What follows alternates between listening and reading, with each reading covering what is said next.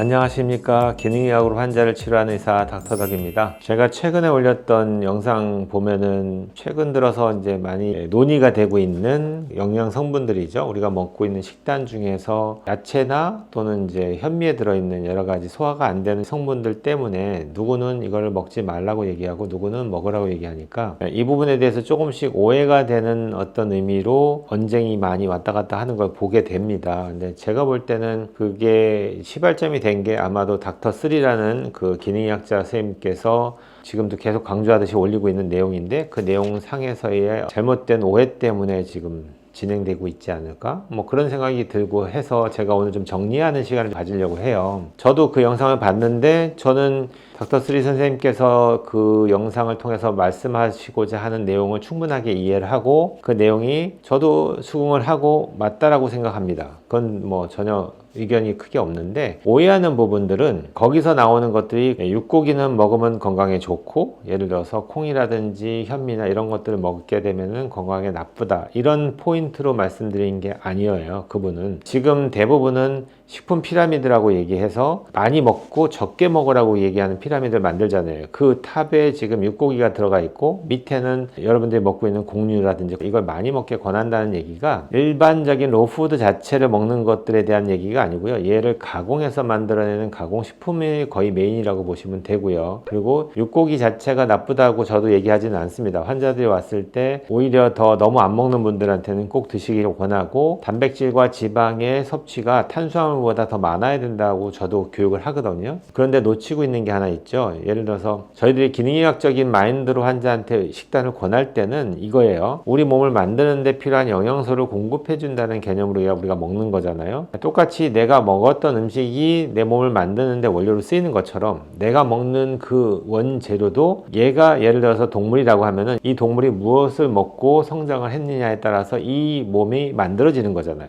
예를 들어서 육고기를 먹는데 자연스럽게 초원을 걸어 다니면서 풀 뜯어 먹으면서 자연의 걸 먹고 항생제라든지 이런 걸 맞지도 않고 스트레스 받지도 않고 GMO 살을 먹지도 않고 이렇게 해서 큰 고기를 먹는 것과 좁은 케이지에 갇혀 가지고서 스트레스 받아가면서 또 GMO 살을 먹어가면서 병 걸릴까 봐 항생제 투여해 가면서 만들어낸 고기하고 뭐가 맞냐는 거죠. 그러니까 그렇게 접근하시면은 무조건 고기가 나쁘다 좋다가 아니고요. 그러면 다시 한번 야채로 돌아가면은 여러분한테 저는 콩이 괜찮으니까 조리만 잘해서 좋은 단백질을 먹는 게 좋습니다 이렇게 얘기하는데 이것들이 키워질 때 농약을 많이 쳤다고 치면은 그거는 내가 콩을 먹는 게 아니고 농약을 먹는 거랑 똑같다는 얘기죠. 그래서 유기농 무농약으로 키웠던 것들을 위주로 먹는다면은 그것도 잘 조리해서 먹으면은 해되는 성분보다는 우리 몸에 도움이 되는 성분들이 많다. 근데 서양 같은 경우에는 대부분이 만들어내는 식품들이 다 이게 공장에 한번 들어갔다 나오는 가공식품들이란 말이에요. 그러니까 가공식품을 권하거나 좋아하는 기능의학자는 단 한 명도 없습니다. 그러니까 무조건 다 먹지 마세요라고 얘기하겠죠. 근데 원재료 자체가 나쁘다고 얘기하는 게 절대 아니니까 그건 오해하지 마시고 먹을 수는 있대 이걸 갖다가 어느 정도 조율해 가면서 안 좋은 성분들이 들어오는 것들을 좀 잘 막아가면서 좋은 성분들을 섭취를 해가면서 이렇게 먹으면 너무 좋겠죠. 그러니까 그렇게 정리를 하시는 게 맞는데 대부분의 환자들은 너무 단편적으로만 그냥 흑백 논리로만 자꾸 접근하시니까 거기서 자꾸 논쟁이 되는 거예요. 나는 뭐 고기 먹었더니 더 좋고 나는 야채가 더 안 좋더라. 또 반대는 나는 평생 야채만 먹고 살았는데 육고기만 먹는 사람보다 더 건강하다. 뭐 이러면서 서로 간에 막 언쟁을 하죠. 근데 저희들이 이제 환자를 보는 입장에서는 어떤 환자들은 너무 편중된 식사를 하기 때문에 생기는 문제가 있고요. 어떤 사람들은 하나만 너무 좋아해서 실제로 들어오는 영양소에 불균형이 올 수도 있단 말이에요. 그런 것들을 다 감안해서 환자를 보는 거고요. 저도 환자를 보다 보면은 어떤 분들한테는 육고기를 좀 제한하면서 야채하고 이런 쪽으로 식단을 권하는 경우도 있고 어떤 경우는 오히려 육고기를 더 많이 드세요라고 얘기하는 분들도 있어요. 그래서 그 환자가 어떤 검사 패턴을 보이고 지금 현재 검사 결과에 따라서 어떻게 나오는지에 따라서 달라지는 겁니다. 그렇게 이해하신다면 개별적인 치료인 거죠. 기능의학이라고 해서 뭐든지 포맷 딱 해가지고 이대로 모든 환자를 갖다 다 끼워 맞추는 게 아니에요. 그 환자에 맞는 지금 몸 상태에 맞는 식단 관리를 권하게 되는 거죠.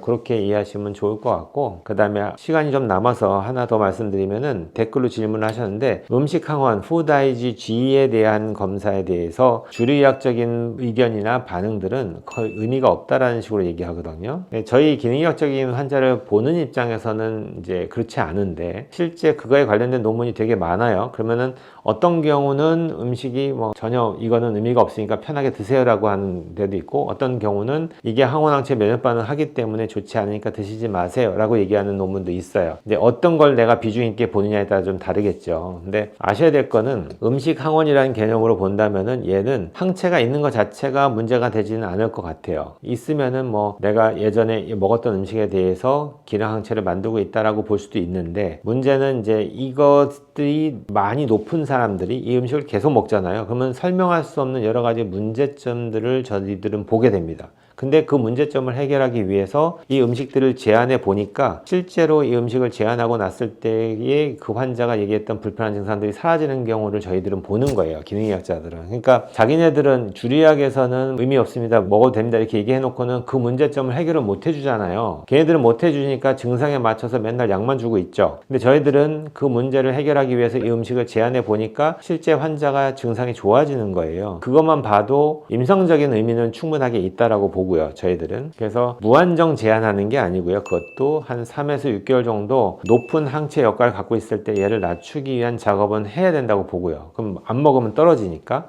그러고 나서는 조금씩 투여해 가면서 3일이나 4일에 한 번꼴로 투여해 가면서 반응을 보는 거죠. 그래서 검사를 해서 하나만 갖고 환자를 치료하는 게 아니고요, 그 수많은 기능학적인 검사를 통해서 다 모든 것들을 다 종합적으로 관리에 들어간다, 그렇게 이해하시면 어느 정도는 충분히 이해가 되실 것 같아요. 그래서 주의학이 얘기하는 것과 기능의학이 얘기하는 게 좀 다른 게 좀 많이 있는데, 그 중에 하나가 이 음식 항원 검사, 지연형 면역 반응 검사라고 하는 건데, 저 같은 경우는 기능의학자로서 꼭 하는 검사고 환자한테 이 음식에 맞춰서 관리를 권하는 편에 속합니다. 그렇게 했을 때 다 예후가 좋아지고 환자의 결과물이 좋아지다 보니까 저는 의미를 두고 치료하는 거고요. 주의학에서는 한 번도 치료본 적이 없으니까 의미를 두지 않는 거고 별 관심이 없는 거다, 이렇게 이제 정의를 내리시면 될 것 같습니다. 오늘은 여기까지 공부하겠습니다. 온 국민이 건강해지는 그날까지 닥터덕은 여러분과 함께 합니다.